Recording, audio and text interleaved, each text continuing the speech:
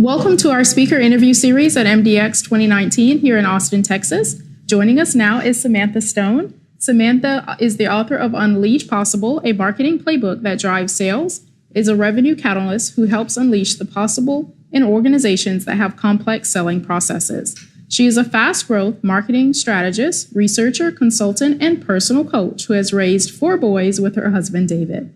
Throughout her career, she has led marketing strategies for award-winning high-growth companies. In 2012, she founded the Marketing Advisory Network to help savvy business leaders find new possibilities for enterprises. Hi, Samantha. Thank you so much for joining us. That sounded so formal. Glad to be here. Awesome. Well, do you suppose that chatbots would actually replace customer service executives? Gosh, no. Please, no. I don't think so. I think that technology is really interesting because talking to a human is actually overrated quite often, right? If I just want to know my account balance or what time the store opens, I don't need to talk to a person. I just want to get my answer.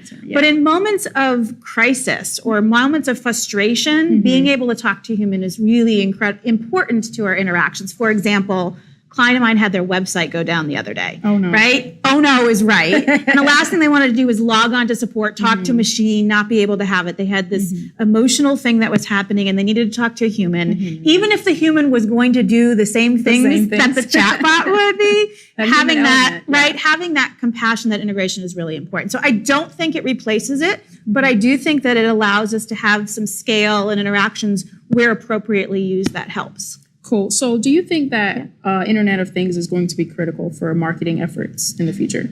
Yeah, the Internet of Things does some amazing possibilities for us. So my wine bottle, when I open it, there's a brand of wine, and you open it up, and I know when the wine has been opened. So what can I do with that information? Well, I can send a message with some great recipes, perhaps, or I can say, hey, how did you love the wine?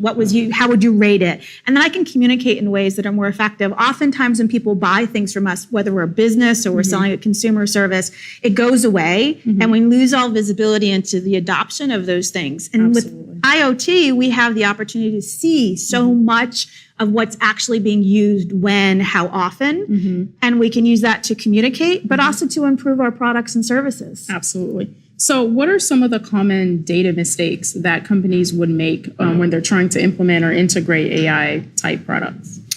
The same data mistakes we've been making for a very long time, right? Which is we forget to think about the bias that's in our data inherently. So when we look at building algorithms or making decisions based on certain data, and we don't take into account that it's a limited data set, we can create false security in decisions that we're making. Right. And so the most important thing that we can do, especially when we're now allowing machines to make decisions without human intervention in many instances, is to make sure that the data it's using to make those decisions is as broad and as aspirational for what we want to achieve as possible. So sometimes that means training on real data, but sometimes that means that we want to artificially create data that's going to have the outcome we want. But it might be different than what we've been having an outcome for up until this point in time. Cool. So how do you think technology has brought marketing and sales teams together, finally? Yeah, I'm not sure it's fully brought sales and marketing teams together. I would love to be able to say that finally we're there. Yeah.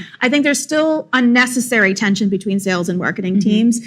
And I think that tension exists because we measure them in different ways. Yes. But I think technology allows us to have a much more shared view of our buyers. And that shared view of our buyers can allow us to have much more collaboration between the sales team and the marketing team. And I, for one, am deeply grateful that that exists. Yes. We need to do more of it. There's still a barrier there that shouldn't be.